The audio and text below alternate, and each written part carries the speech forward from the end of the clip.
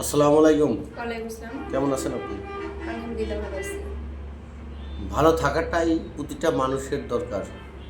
অবশ্যই, ভালো থাকতে গেলে ভালোবাসারও মানুষ দরকার। অবশ্যই। এভাবে কখনো কাউকে পেয়েছেন কিনা?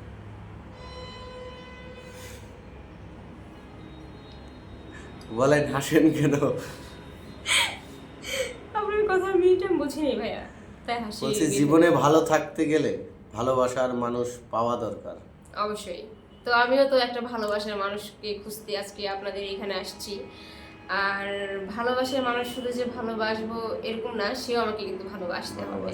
আর তার ভিতরে সততা থাকতে হবে, সে আমার প্রতি আসক্ত থাকতে হবে, একটা অনেস্ট একটা ছেলে হতে হবে, যাতে আমার বাড়ি থেকে জামাই হিসেবে নয়, ছেলে হিসেবে তাকে দেখা হয়। আর তার বাড়িতে আমাকে বউ হিসেবে না, ছেলের বউ এটা নয়, মেয়ে হিসেবে দেখা হয়। তো একটা ছেলে ইচ্ছে করলে না আসলে সবকিছু গুছায় রাখতে পারে, আবার একটা মেয়ে ইচ্ছে করলে সবকিছু এলোমেলো করে দিতে পারে। তো এটা হচ্ছে যে এক একজনের মনের ব্যাপার। কারণ অনেকে চায় যে মানে জয়েন্ট ফ্যামিলি, আবার অনেকে চায় যে না, আমি আমার শ্বশুর শাশুড়িকে ভাত দিতে পারবো না, তাদেরকে বৃদ্ধাশ্রমে পাঠিয়ে দিব, আর আমি আমার হাজবেন্ডকে নিয়ে মানে আনন্দ উল্লাস করে খাবো। আপনার মা আপনাকে যতদিন কষ্ট করে তৈরি করছে এবং এই সুন্দর পৃথিবীতে আনাবার পর এই যে চেহারাটা এত সুন্দর করে খাওয়াইয়া এতটুক করছে, ওই ছেলের মাও অবিকাল অতটুকু অবশ্যই। কষ্ট করছে। তো এরকম জ্ঞান অবশ্য অনেক মেয়েদের নেই, নেই বলেই আজকে আমাদের দেশের এই অবস্থা পরিস্থিতি।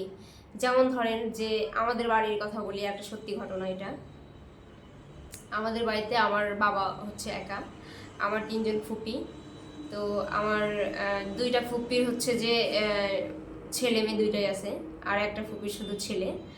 তো ওই দেখতেছি যে আমার এই তিন ফুপির বাড়িতে যে যতগুলো ছেলের বউ আছে আর কি, 4-5টা ছেলের বউ।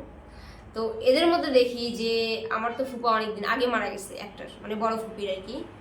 তো ফুপা উনি যখন, আমার ফুপি যখন আমাদের মতো বয়স ছিল, ইভেন আগের যুগের মানুষের কিন্তু যে মানে এটা কিন্তু সবার ক্ষেত্রেই হয়ে আসছে যে ওরা কোনো পদ্ধতি জানতো না, বা এখন যেরকম হচ্ছে যে ডিজিটাল যুগ হয়েছে, ডিজিটাল সব কিছু হয়েছে।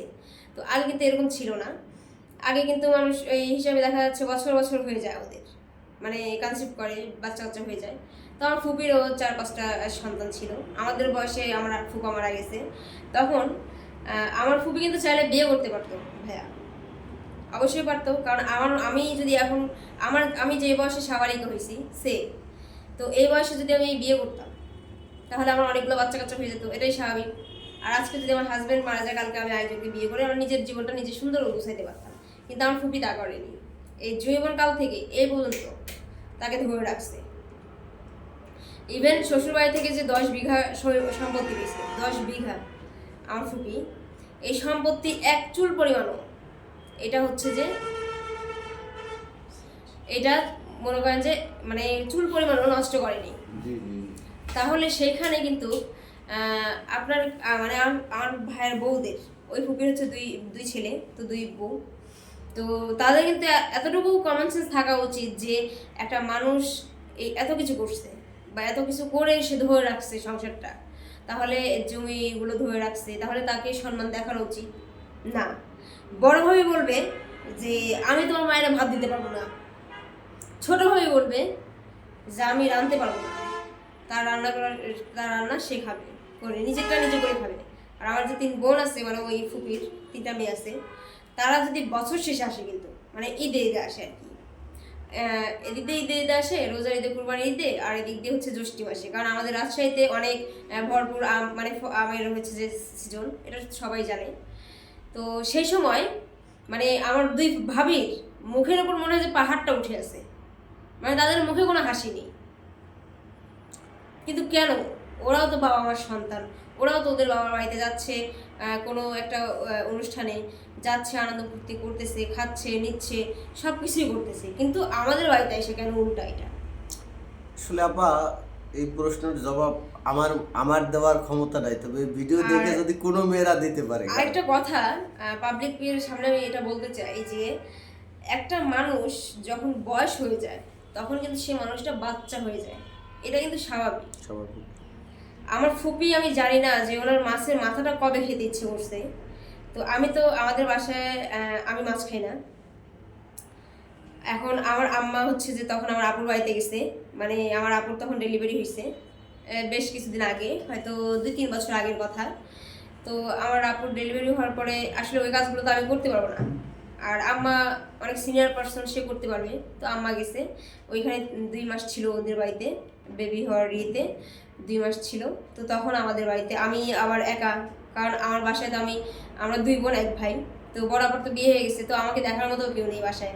তো আমার ফুপি বললো যে তাহলে আমার আম্মুকে বললো তুমি যাও, তাহলে আমি মেয়ের কাছে থাকবো, সমস্যা নেই। সারাদিন যেমন তেমন ও তো সারাদিন ফোন নিয়েই থাকে, তো রাতের বেলা আমি এসে ওর কাছে শুবো, কারণ আমি আবার রাতে ভয় পাই অনেক।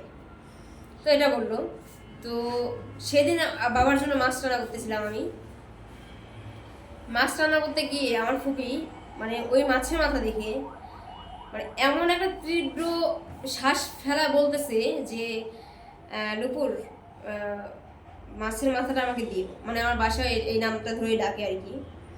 তো মাছের মাথাটা আমাকে দিও, মানে ওই কথাটা বলার সময় মনে হচ্ছে আমার ফুপির চোখে সাগর হয়ে গেছে, এত পরিমাণ পানি ছলছল করতেছে ফুপির চোখে। তো আমি বলতেছি যে ফুপি, তোমার এত থেকে মাছের মাথা খাইতে ইচ্ছে করছে, মাছটা তো বড়, মাছের পিসগুলোও বড়, তো তুমি মাছের পিস দিয়ে ভাত খাও। এখন বলতেছে যে আসলে সেদিন বড় ভাবির কথা বলতেছে যে মিমের মা সেদিন মাছ রান্না করছে, তো মাছের মাথাটা দেখে না আমার অনেক খাইতে ইচ্ছে করছে।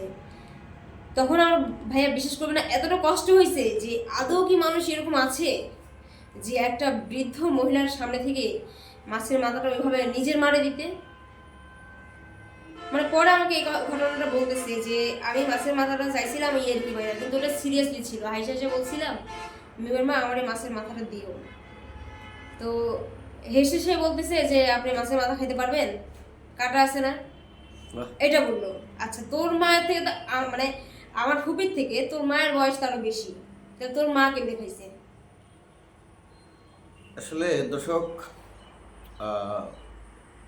এই কথাটির যে প্রশ্ন করছে, এই প্রশ্নের জবাব আমার কাছে দেওয়ার মতো আসলে কোনো কিছুই নাই, যদি আপনারা কেউ দিতে পারেন। আর এই ভিডিওটি আসলে আপনারা দেখার পরে অনেক কিছু শেখার আছে। এও মেয়ে, আর যে মেয়ে ভাত দেয় না সেও মেয়ে। প্রতিটা মেয়ের শ্বশুর শাশুড়িকে আপন মা বাবার চোখে দেখা উচিত, আমি মনে করি। সবাই ভালো থাকবেন, সুখে থাকবেন, আল্লাহ হাফেজ।